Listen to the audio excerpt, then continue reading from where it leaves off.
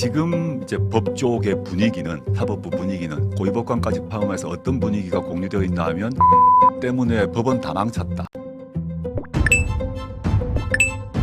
김병기의 폭탄 선언이 충격적입니다. 이 의미와 함께 뒤에서는 빨리 김병기를 날리고 민주당이 집중해야 될 건 보고 드립니다. 구독, 좋아요 꾹 눌러주시고 끝까지 시청 부탁드립니다. 먼저 민주당 원내대표 사퇴 후에도 공천원금 수수 의혹과 아들 관련 특혜 의혹 파문에 입사인 김병기 의원이 공식 입장을 밝혔습니다. 김 의원은 오늘 뉴스토마토 유튜브에 나와 송구하고 죄송하다, 많이 반성하고 있다며 말문을 열었습니다. 우선 제기된 의혹들에 대해 법적인 문제가 없다, 수사해보면 명백히 밝혀질 것이라고 주장했습니다. 그러면서 제명을 당하는 한이 있더라도 저는 제 손으로 탈당을 하지 않겠습니다 라고 했는데, 저는 이 김병기 발언에 대해서 굉장히 위기감을 느끼고 있습니다. 저건 민주당에서 누가 날 제명시킬 수 있어, 그러기만 해봐라, 니들 녹취 다 깐다 라는 협박으로 저는 보여집니다. 그런 부분에서 김병기를 빨리 쳐야 합니다. 그리고 민주당은 내란 전담 재판부와 특검에 대해 새로운 원내 지도부가 최선을 다해야 하는데, 관련해 원래 우리나라 최고 형법학자로 유명했던 분의 오늘 화제가 된 분서 끝까지 봐주시고 여러분들의 생각 댓글로 부탁드립니다.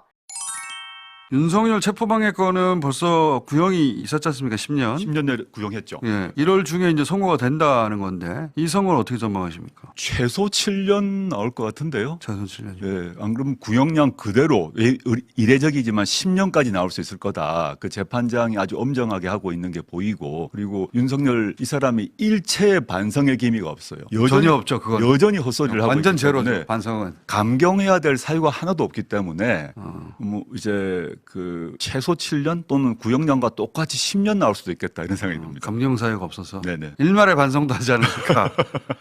그러면 김건희 씨는 이제 징역 15년에 벌금 20억, 예, 추징 8억 이렇게 도이치 건, 명태균 여론조사 건, 통일교 청탁건 관련해서 났는데 1심은 1월 28일 예정돼 있어요. 이건 맞습니다. 어떻게 전망하십니까? 김건희 씨 같은 경우는 그 일부만 인정했지 않습니까? 네. 나머지 같은 경우는 증거와 증인이 있음에도 불구하고 부인을 했단 다 말입니다. 부인했죠. 이 네.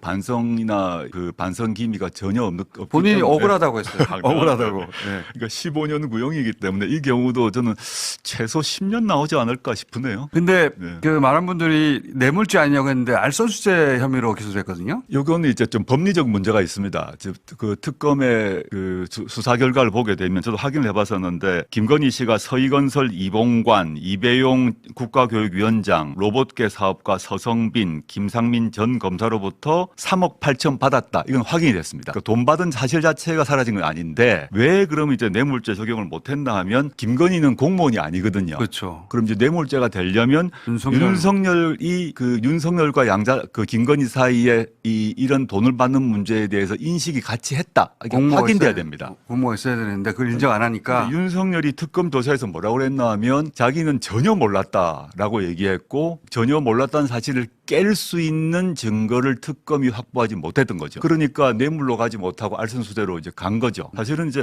몰랐을까라는, 우리 모두 함정 의심을 하지 않습니까? 그러니까요. 예. 부부 사이일 경우 예. 그렇게 부인하더라도 알았을 거라고 그 짐작할 수 있어서 그 그렇게 양자 뇌물- 사이의 관계를 보게 되면 예. 김건희가 그 두 사람을 사적으로 두 사람 사이에서 관계에도 우위에 있다라는 얘기가 대부분인데, 예. 이걸 몰랐을 거라는 다 의심이 드는데, 문제는 기소를 하려 그러면 그 주장을 뒷받침할 수 있는 증거가 있어야 되는데, 윤석열은 부인하고 그냥 문자라거나 서류라거나 이런 게 있어야 되는데 지금 그걸 확보를 못한 거죠. 없어졌을 가능성이 많다고 봅니다. 그래서 그런 서류가 없어서 공소유지가 어렵겠구나 싶어서 그건 뺐다. 네네. 무죄가 뇌물죄로 기소하는 건 한다고 해서 무죄가 나버리면 큰일 나잖아요. 그렇지. 네, 알선수재로 해서 유죄를 확보하려고 선택했다라고 봅니다. 알선수재는 그럼 그게 없어도 됩니까? 예, 예.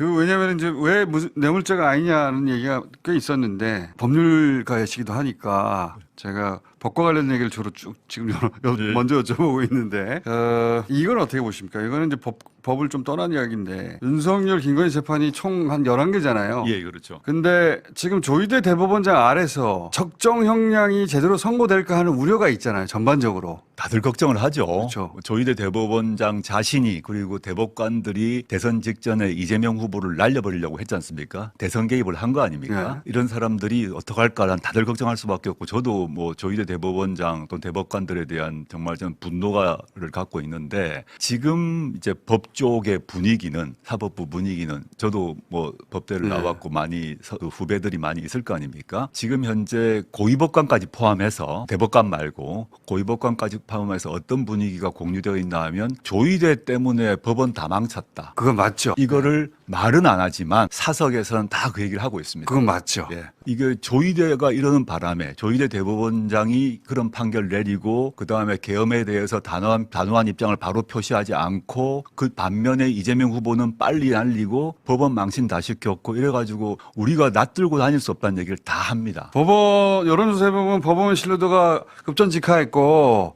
그렇게 한번 급전직한 법원의 신뢰도를 끌어올리기는 쉽지 않은 일이거든요. 과거에는 법원에 대한 신뢰도가 높았어요. 가장 높았죠, 기관 중에. 이번에 조희대 때문에 확 떨어졌거든요. 그건 맞죠. 그걸 판사들이 고위 알고 판사들이 있습니까? 다 알고 있습니다. 알고 있기 때문에 그 점을 생각하면 조희대 대법원장이 그 2심 재판이 진행될 거 아닙니까? 그 경우 영향을 미칠 가능성이 매우 낮아졌고 전 2심 재판에서도 좀 중형이 나올 거라고 예상합니다. 네, 공감합니다. 그래서 이제는 빨리 김병기를 쳐내야 합니다. 이 건을 길게 늘어지면 늘어질수록 선거를 앞두고 엄청난 악재가 될 것입니다. 민주당 공천원금 의혹이 악성인 건 무엇보다 그간 당이 내세운 도덕성과 윤리의식에 치명적인 타격을 입었다는 점에서입니다. 명태균 게이트에서 드러난 국민의힘 공천 비리와 다른 게 뭐냐는 비판이 당연히 따라붙을 수밖에 없고 언론들은 더 강하게 보도를 할 것입니다. 더욱이 김병기 부인이 직접 노골적으로 선거자금 상납을 요구했다는 의혹이 제기되면서 김건희를 떠올리는 이들이 적지 않습니다. 민주당이 국민의힘에 비해 상대적 우위를 자랑하던 시스템 공천에도 허점이 노출됐습니다. 이번 사건이 6월에 실시되는 지방선거 공천이 시작되는 시점에 발생한 것도 우려를 더합니다. 원래 지방선거 공천을 앞두고는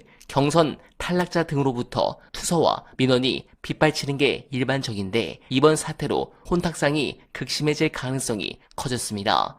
경찰 수사 진행과 맞물려 자칫 지방선거의 전체 판을 그르칠 수도 있는 형국입니다. 사안이 중대한 만큼 민주당으로선 특단의 대책을 강구해야 한다는 지적이 나올 수밖에 없습니다. 별 문제 없다고 덮을 게 아니라 탈당, 징계와 상관없이 당 윤리감찰 조사 결과를 신속하게 내놓고 공천 시스템 전반을 철저히 점검해야 합니다. 국민들이 받은 충격과 실망을 생각한다면 현 상황을 절체절명의 위기로 인식하는 자세가 요구됩니다. 여러분들은 어떻게 생각하십니까? 소중한 의견 댓글로 많이 부탁드리며 원하면은 오늘도 최선을 다하겠습니다. 여러분 고맙습니다.